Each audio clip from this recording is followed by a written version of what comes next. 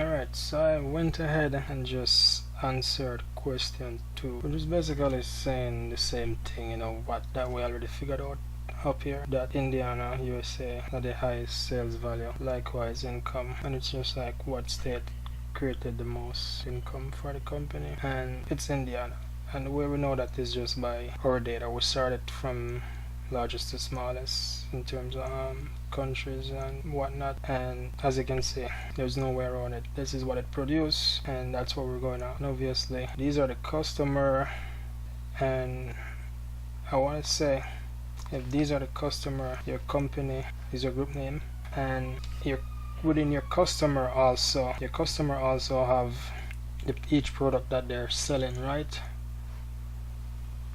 And we can even go as far as to say, okay, we know what customer is producing the highest sales and the highest income. It's Save a Lot, right? So if we go down to Save a Lot,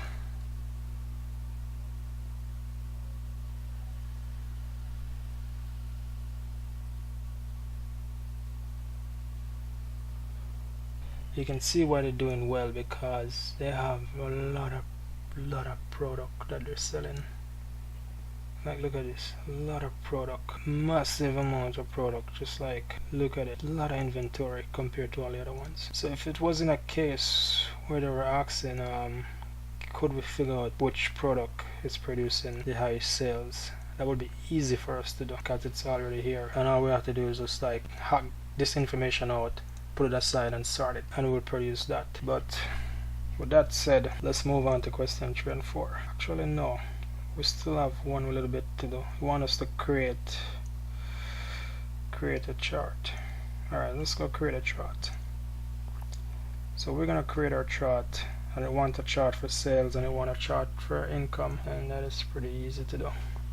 So all we're gonna do is grab these guys. I'm gonna grab sales first. I'm gonna go to insert, and I'm gonna go to chart. I'm gonna choose this guy right here, and I'm just gonna stretch this out a little bit. Biggest chart ever. I'm gonna stretch this guy out a little bit, and as you can see, that's labeled as sales. And here's what's going on. It's in order. So we have UK on one side and USA on one side. But before I do anything, I'm gonna put a little bit more detail on this baby. I'm gonna put a little bit of data on the top so we can also. And when you're working with information, guys, I don't suggest making a graph or the chart too fancy. It doesn't really matter. You just want to be able to like read what's going on. So don't get too caught up on like using a fancy chart. I don't think it's gonna get you anywhere really. So that's your sales chart. It said right there, sales. And let's go ahead and do the income now. It's gonna be the same thing. I'm gonna highlight this guys, highlight everybody. I'm gonna hit control. I'm gonna highlight income, and then same thing, go to insert, get the chart there, that's income. We're gonna move it down underneath this guy, kind of size it up a little bit, and then scroll down, and we're gonna pull across, just the same, size him up a little bit, and then we're gonna just pull him down. Kind of makes sense. A lot of chart going on, a lot of chart, but who cares? The information is there. I'm gonna put some data label on it, and I can see what's going on exactly. And chart is this way because of the way I sorted the data. As you can see, if I had sorted the chart in some different fashion, the chart would have like spiral in different direction or whatnot. But I think this is like the most organized way to do it. You have country on one side, whatnot, the figures on one side, and you have the customer, and that is pretty decent, guys. And that is all you need for this part right here. You can either do a bar chart or a pie chart. We end up using the bar chart. That's bar chart. Alright, so that's all the information you need for question 1 and 2. And before this video is going to be a little bit longer. Before I go any further, it said I wanted to create subtotal by state and region. If you feel the need to do that, the professor wants you to do that bad, what you can do in this information pretty much is go right here, insert, and then you can put what are they asking for? Subtotal by state and region. I'm just gonna take this, and you can just put that right here.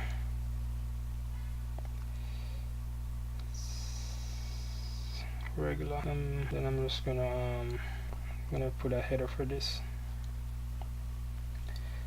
So if you want to represent the data in a way that kind of makes sense, that's how you can do that.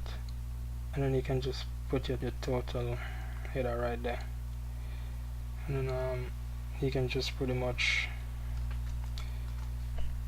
do that with these, kind of like make it look pretty a little bit.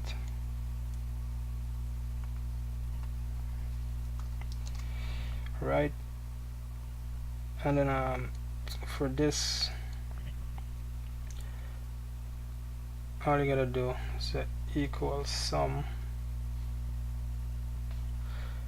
and you grab your sum button right here, double click, and then you just grab these and come all the way down,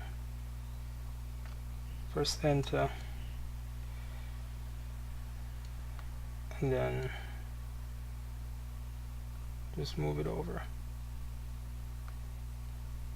And that's one way you can represent it, by showing subtotal by state and region.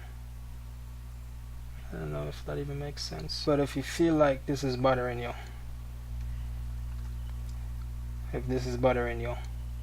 this part right here is bothering you, that's how you'll probably do that. And you will just go in, look at where each one of these end, and do the same thing, and just insert and kind of just copy and paste, and just like do the same thing. Just do the same thing for that, just so if the professor is like wondering, well, how come you produce all this information, you can just, and then you probably could just sort this just the same and figure it out. But I show you the easy way by using the pivot table. So in the end, we're just gonna end up deleting this sheet right here, and we're gonna rename this guy summary. Might as well just do that right now. Let's just delete this, so we don't need that, and let's just rename this summary.